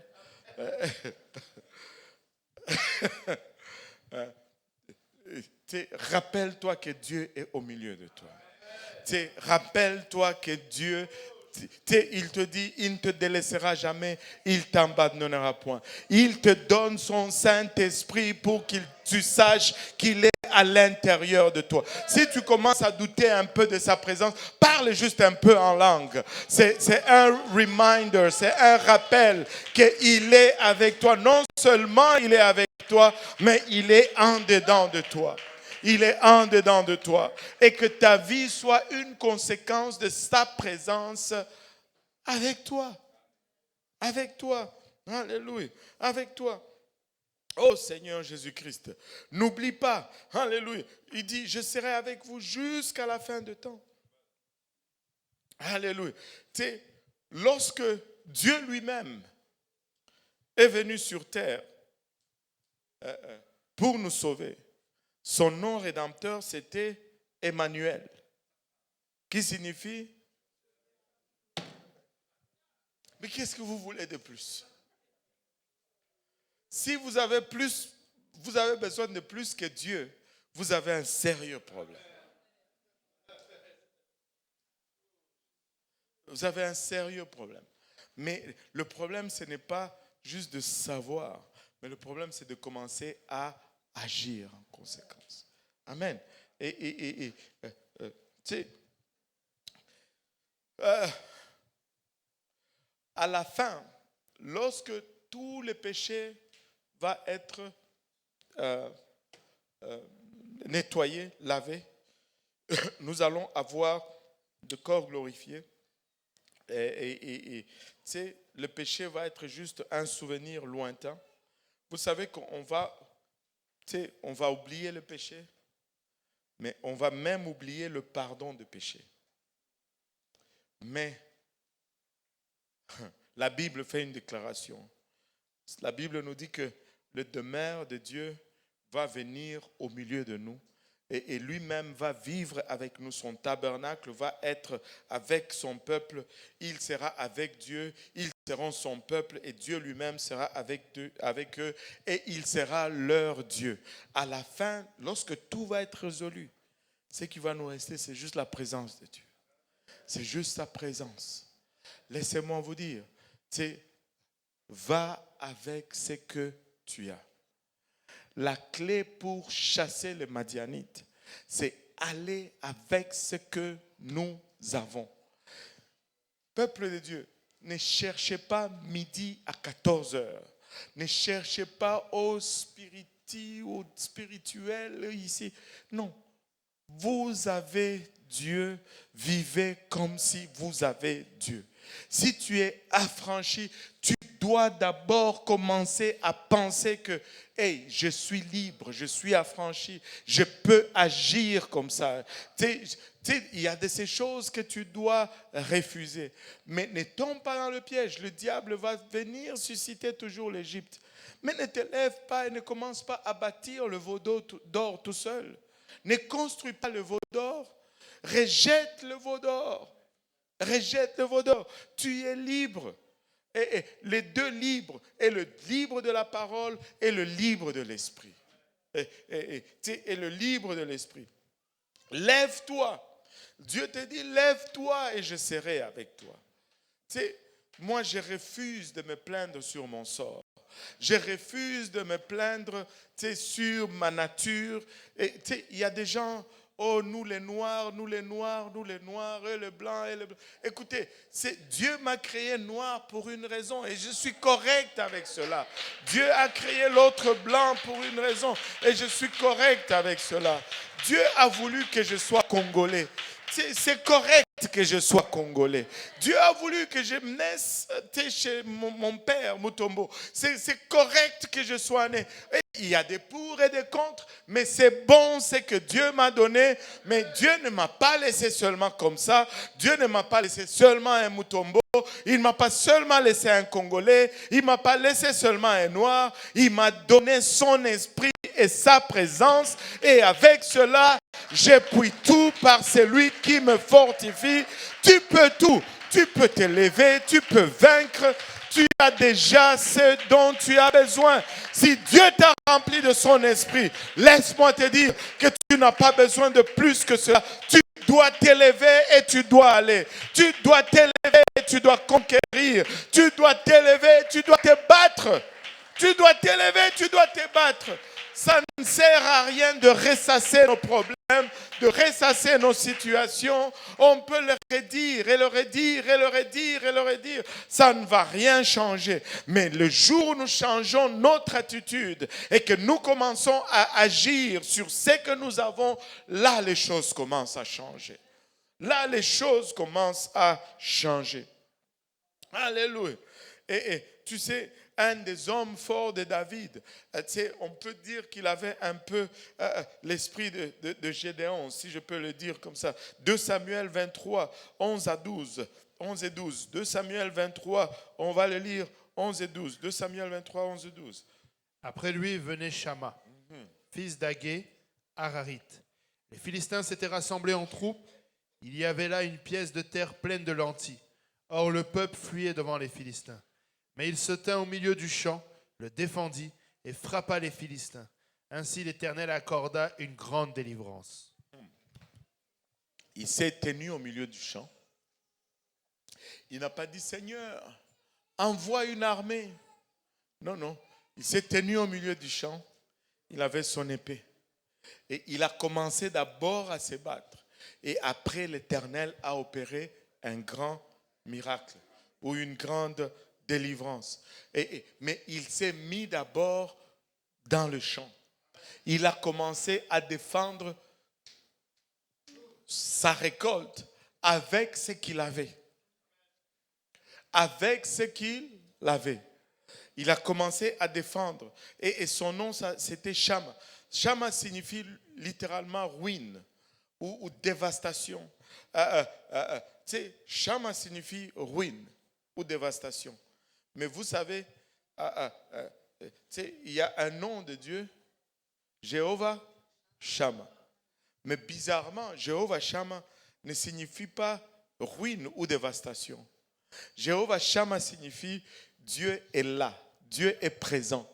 C'est-à-dire, même au milieu de nos dévastations, Dieu est présent. Oh Seigneur Jésus. Tu sais, où es-tu Seigneur? Tu nous as abandonnés, regarde nos problèmes. Jéhovah Shama, il dit, je suis là. Je suis dans des difficultés, je ne vois pas des miracles, des prodiges, je ne vois pas ces choses. Dieu dit, je suis présent. Jéhovah Shama, au milieu de tes ruines, il est là. Au milieu de tes dévastations, Dieu est là. Lève-toi et va avec ce que tu as. Lève-toi et va avec ce que tu as. Alléluia. Tu sais, regarde, Éphésiens, juste le dernier verset, Éphésiens 6, 10, 11. Au reste, fortifiez-vous dans le Seigneur et par sa force toute puissante. Fortifiez-vous dans le Seigneur et par sa force toute puissante. Revêtez-vous de toutes les armes de Dieu afin de pouvoir tenir ferme contre les ruses du diable. Waouh! Lis-moi le verset 13. C'est pourquoi prenez toutes les armes de Dieu afin de pouvoir résister dans le mauvais jour et tenir ferme après avoir tout surmonté. Waouh! Verset 14. Tenez donc ferme. Ayez à vos reins la vérité pour ceinture. Revêtez la cuirasse de la justice. Waouh! Encore une fois, ayez à vos reins la vérité pour ceinture. Tenez ferme. Mais tenez déjà. Et tu sais, Dieu nous a tellement donné. Dieu nous a tellement donné. Mais très souvent, nous comme chrétiens, nous allons vivre dans la liberté, freedom. Mais nous n'allons pas vivre dans la liberté, liberty. Et j'ai essayé de voir un peu la signification. Je veux juste vous la lire. La liberté peut être définie comme l'état d'une société libre de toute restriction oppressive imposée par l'autorité sur le mode de vie, le comportement ou les opinions politiques d'une personne. Elle met l'accent sur le droit des individus et à être laissés seuls et à faire leurs propres choix sans interférence du gouvernement ou d'autres institutions. L'idée de liberté est inscrite dans la Constitution des États-Unis qui garantit un certain nombre de libertés fondamentales telles que la liberté d'expression, la liberté de religion et la liberté de la presse. Maintenant, la liberté d'expression, par exemple, elle est décrite dans la Constitution. Et quand tu lis la Constitution, tu sais que tu es libre de t'exprimer. Amen. Mais la connaissance de la Constitution te donne cette liberté. Mais quand tu réalises cela et que tu commences à t'exprimer maintenant, c'est là que tu es vraiment libre. C'est-à-dire tu as adopté l'esprit de la Constitution. C'est pourquoi il y a de ces gens qu'on appelle des constitutionnalistes. Parce qu'ils vont agir seulement sur la Constitution. C'est bon de savoir que je peux m'exprimer, mais il faut encore que je commence à exercer cette liberté d'expression. Juste savoir que je peux m'exprimer, cela ne veut pas dire que je suis en train de m'exprimer. Allô? Juste savoir que je peux vaincre le diable, cela ne veut pas dire que je l'ai déjà vaincu. Il faut que je commence à le faire et à le vivre. Amen. Et regardez.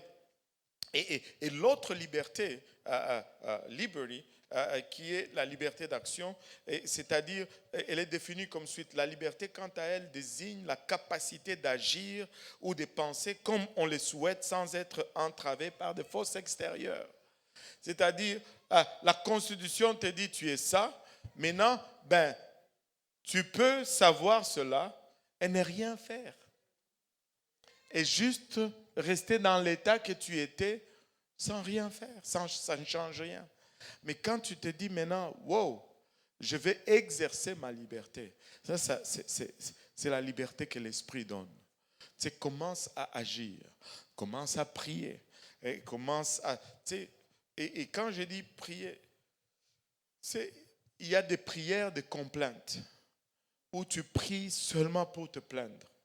Ça, il n'y a pas de donc là-dedans. Ce ne sont pas des prières de la foi. Il faut que tu commences à prier des prières où il y a des donc. La Bible me dit dans le livre de Luc, je marcherai sur les serpents et les scorpions. Donc, diable, je ne veux pas, cette situation, ça, ce n'est pas la finalité là. Je change, j'avance, j'agis. Et tu sais, la parole de Dieu nous dit que je vais prospérer à tout égard. Donc, par là, je sais que cette situation est temporaire et je vais agir pour que je passe à travers cela. Je dois changer ma façon de penser. Je dois arrêter de penser que je suis encore dans les liens. Mais si je continue à penser que je suis encore dans les liens, je ne vais jamais agir comme si je n'étais plus dans les liens. Et ça, c'est le combat que nous avons souvent. Et tu sais,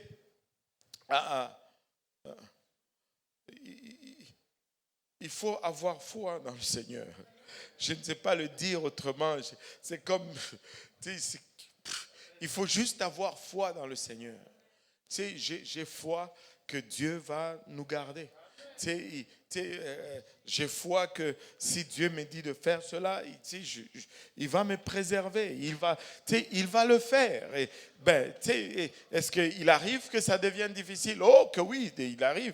Il a dit, même dans nos malheurs, il peut faire que quelque chose de bien sorte de là. Mais je veux vivre par la foi, pas en cherchant. Dieu ne va pas me rendre plus puissant. Mais Dieu va me faire vivre dans le plein potentiel de ce qu'il m'a donné. Et il nous a donné son esprit. Il nous a donné son esprit. Si cela n'est pas suffisant, mon ami, on a un sérieux problème. On a un sérieux problème. Mais commençons à vivre dans le plein potentiel de ce que Dieu nous a donné. Amen. Oh Seigneur, je n'ai pas vu qu'il était déjà 21h20. C'est pourquoi les enfants commencent à pleurer. Seigneur Jésus, pardonnez-moi, je n'ai pas regardé l'heure et je suis allé, mais j'ai fini. La bonne chose, c'est que j'ai fini. La mauvaise, c'est qu'on est 23 minutes au-delà, mais la bonne chose, c'est que j'ai fini. Amen. Alléluia. Vivons au niveau de notre potentiel. Amen. Et vivons, nous l'avons. Regarde ton voisin, dis-lui, tu l'as. Alléluia. Avec un peu d'assurance là. Hey, come on. Tu l'as, come on. Seigneur Jésus. Il y en a qui des fois, je ne sais pas pour vous, je ne sais pas. Chez nous, on dit que, chez nous, on dit. Moi, je viens d'une tribu, on appelle la tribu Emba. On dit que chez nous, nous sommes des bagarreurs. Dans les affaires de Emba, il y a toujours la bagarre. Est-ce qu'il y en a qui savent cela de ma tribu? Oh my goodness. On est safe ici, Mutombo. Il n'y a personne qui sait. J'aurais dû pas en parler. Tu sais, quand il y a fête, il y a bagarre. Quand il y a deuil, il y a bagarre. Les Emba doivent se battre un peu pour régler. Après, là, on se sent bien. Mais laisse-moi dire à quelqu'un, des fois, il faut juste fâcher un peu contre le diable. Il ne faut pas se laisser malmener tout le temps. Ne pleure pas, fâche-toi. Des fois, tu te fâches. Tu ne t'es jamais fâché. Jamais, jamais. Toi, tu te fâches seulement contre ta femme ou ton mari. Mais quand c'est le diable, tu commences à pleurer. Non. Change un peu. Fâche-toi contre les diables.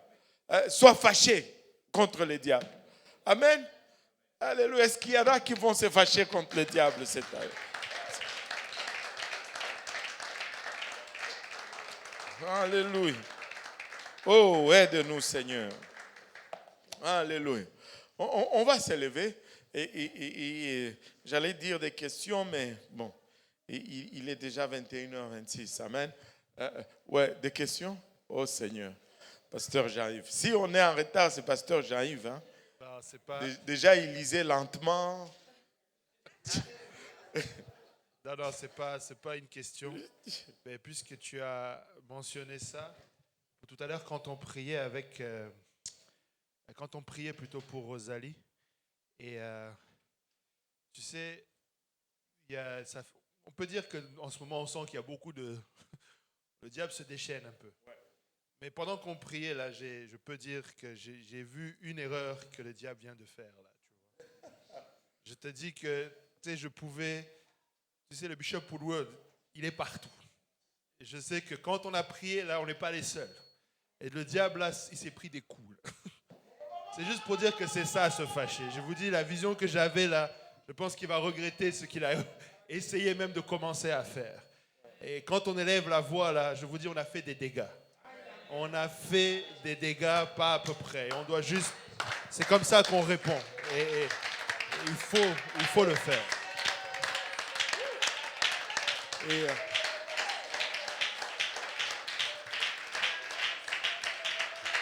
Alléluia. Et Rosalie, c'est la petite fille du Bishop Woodward. Tu sais, des fois, moi je sais maintenant c'est quoi l'esprit de grand-père. Tu sais, déjà quand tu t'attaques aux enfants, c'est pas bon. Mais quand tu t'attaques aux petits-enfants, ça c'est pas bon. C'est vraiment pas bon. C'est vraiment pas bon. Et tu sais, on va prier, amen. Mais utilisons ce que nous avons. Tu sais, ne cherchez pas ce que vous n'avez pas. Utilisez ce que vous avez. Amen. Priez. Priez pour les situations. Et priez pas comme, tu sais, ayez des dons dans vos actions. Tu sais, que ce soit les conséquences, pas juste prier dans ce sens-là. Amen. Alléluia. Pasteur Jean-Yves, tu vas nous conduire en prière de conclusion aujourd'hui. Alléluia, Jésus éternel, notre Dieu, roi, papa, Seigneur, encore une fois, papa, merci pour ta grâce. Seigneur, merci, Seigneur, pour ce rendez-vous, papa, que tu nous as donné, papa, Seigneur, où, Seigneur, nous nous sentons vraiment comme Gédéon, papa, Seigneur, nous sommes entrés dans ce lieu, Seigneur, avec plusieurs, Seigneur, questions, plusieurs sujets sur lesquels, papa, Seigneur, nous avons, Seigneur, failli, papa, avoir, Seigneur, que tu étais au contrôle, papa. Merci de nous avoir rappelé, papa, Seigneur, que tu es là dans nos situations, papa, Seigneur, et Seigneur, nous voulons nous saisir de cette parole aujourd'hui, papa, nous voulons nous saisir de cet enseignement, papa, nous rappeler, papa, que tu nous as donné cette force nécessaire, papa, pour faire face, papa, Seigneur, à ce que dont tu nous as appelés, papa. Seigneur, je viens prier, éternel, mon Dieu, mon roi, papa, Seigneur, que, Seigneur, cette parole d'aujourd'hui, papa, Seigneur, trouve une place dans nos cœurs pour germer et porter du fruit, Seigneur, Seigneur, que nous allons sortir de ce lieu, papa. Nous prions que, Seigneur, cette semence, papa, trouve un lieu, papa, où nous allons la cacher, papa, et l'ennemi ne pourra pas venir, papa, l'ôter, papa. Nous allons défendre la récolte, papa, Seigneur, dans laquelle tu nous appelles, papa, dans le nom de Jésus, papa. Nous refusons, au nom de Jésus, papa, Seigneur, l'intimidation, papa, que l'ennemi voudrait nous mettre, papa. Nous croyons, papa, Seigneur, qu'en 2025, Père éternel, tu as des projets formés sur ton Église, papa, des projets de paix et non de malheur, papa. Seigneur, que tu nous donnes un avenir et de l'espérance, papa. Seigneur, nous croyons, papa, on se réveille de la fin des temps. Papa, nous n'allons pas mettre nos yeux, papa, Seigneur, sur, papa, alléluia, l'ennemi, mais nous allons le mettre sur les âmes, papa, que tu as encore, Papa, Seigneur, Papa, le désir de voir sauver. Oh Père éternel, Papa, je prie encore, Papa, que tu renouvelles ce zèle en chacun de nous, Papa, cette compassion, cet amour, Papa, et ce désir, Papa, de voir ton royaume grandir, Papa. Oh Père éternel, que ces ouvriers, Papa, puissent se mettre à l'œuvre, Papa, tous ensemble, Papa, afin de voir, éternel, mon Dieu, ton royaume se bâtir, Papa, à Montréal, partout au Québec, Papa, dans la francophonie au complet, Papa, au nom de Jésus. Père éternel, merci, Papa, pour cette assurance que tu nous donnes, Papa. Merci, Seigneur, pour cette puissance, Papa, en ton nom, Papa. Oh, que ton nom soit glorifié, Papa. Que ton nom soit exalté, Papa. Que notre coupe déborde encore de ton Esprit Saint, Papa. Père éternel, reçois la gloire, l'honneur et la louange, Papa. Au nom de Jésus-Christ, Papa. Nous prions ainsi, Papa. Garde ton peuple, Papa, pour le restant de la journée. Papa, garde-nous pour le retour à la maison. Papa, et utilise-nous, Papa, Seigneur, pour ta gloire, Papa. Alléluia, Seigneur. Jusqu'à ce que, Seigneur, nous voyons encore, Papa, nous réunir, Papa, pour te glorifier et célébrer les grandes œuvres de l'Éternel. Que ton nom soit exalté, que ton nom soit glorifié, que ton nom soit magnifié. Au nom de Jésus, nous avons prié. Iramaya Heta.